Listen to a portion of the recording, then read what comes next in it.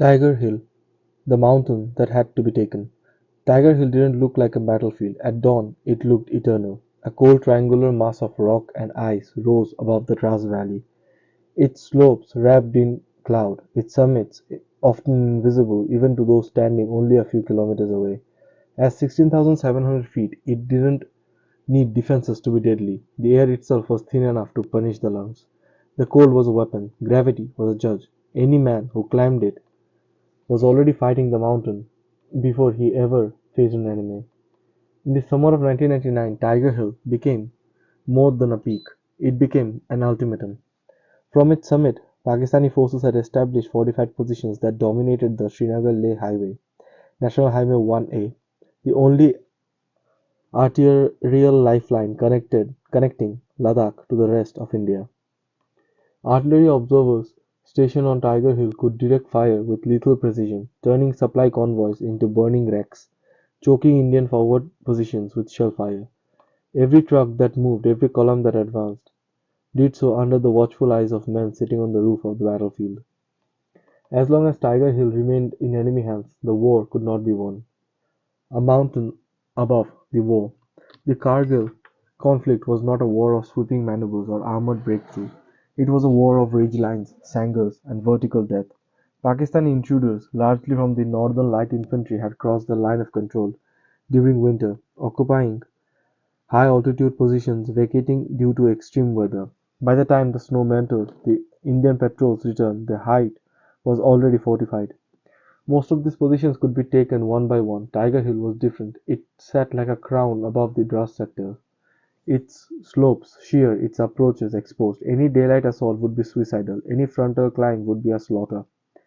Even reaching the base required men to move under artillery fire in a valley that funneled shells, sharpness with merciless efficiency.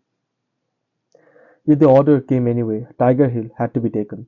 The men who were chosen. The task fell to units that already knew what was war, what the war was costing. Among them were the 18th Grenadiers, veterans of the brutal fighting in the Dras subsector, supported by the 8th Sikh and 2nd Naga divisions, and relentlessly artillery fire relentless artillery units firing round after round into mountains defenses.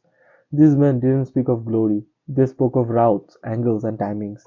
They spoke quietly, conserving breath in thin air. They checked weapons that felt heavier than they ever had at sea level. Fingers numbed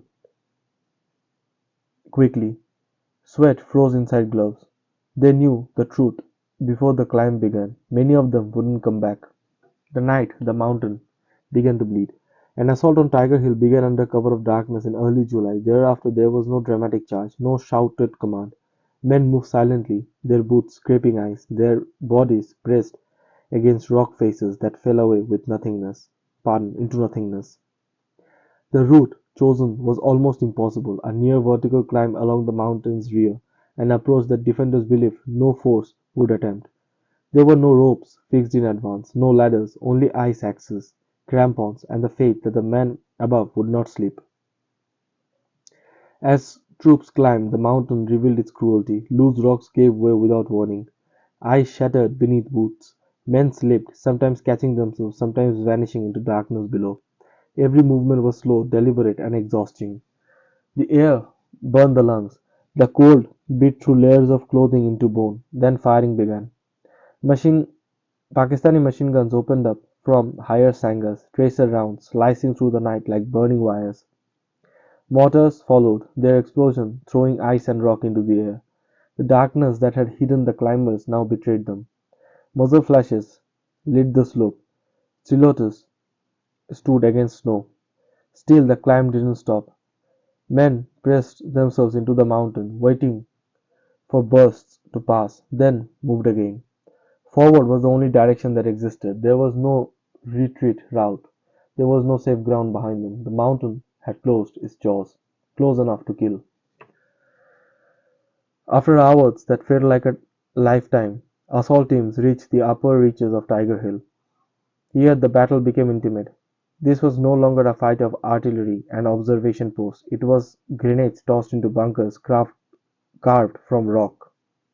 It was rifle fire at distances measured in meters. It was men charging into smoke-filled sangars, not knowing who or what waited inside. One such moment would later define the battle. Subedar Yogendra Singh Yadav, wounded by bullets yet still moving, crawled forward under intense fire to fix ropes that would allow his platoon to climb. Blood soaked into the snow beneath him. Each movement cost him strength he didn't have. He kept going anyway.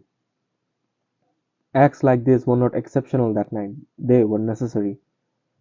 Every bunker taken revealed another. Every position cleared invited a counterattack. Pakistani defenders fought hard, attempting to push the attackers back down the slopes where gravity would finish the jobs bullets could not. But momentum had shifted. The mountain was no longer untouchable. Dawn on the ridge. The final phase came as night began to break. Dawn at high altitude is deceptive. Light comes suddenly, spilling over peaks in cold blue waves before warming into gold.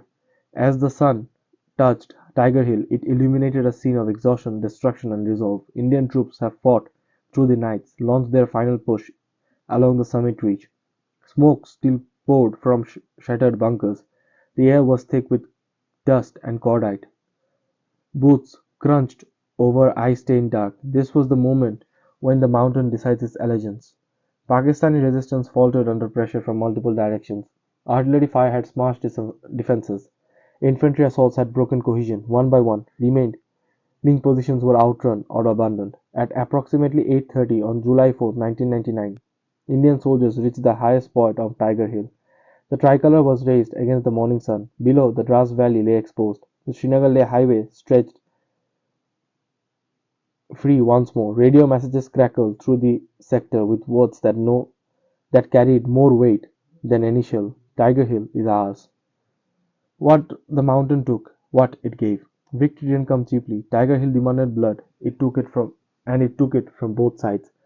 Many of the fallen not by bullets but by environment itself. Hypothermia, altitude sickness, falls that left no chances for rescue. Yet its capture changed the course of war. With Tiger Hill gone, Pakistan lost its most commanding observation post in the Dras sector. Indian forces regained initiative across the ridgeline. Within weeks, the conflict began to wind down, its outcome no longer in doubt. Strategically, Tiger Hill was decisive. Psychologically, it was devastating and inspiring. The mountain, after the guns, fell silent. Today, Tiger Hill stands quiet once more. Scar, Snow covers the scars of battle. Wind moves through rocks where machine guns once fired. To the untrained eye, it's just another peak among many, but to those who know its story, it's a monument without walls. Tiger Hill represents something rare in modern warfare, a victory earned not through speed or technology alone, but through endurance, discipline, and the refusal to accept impossibility.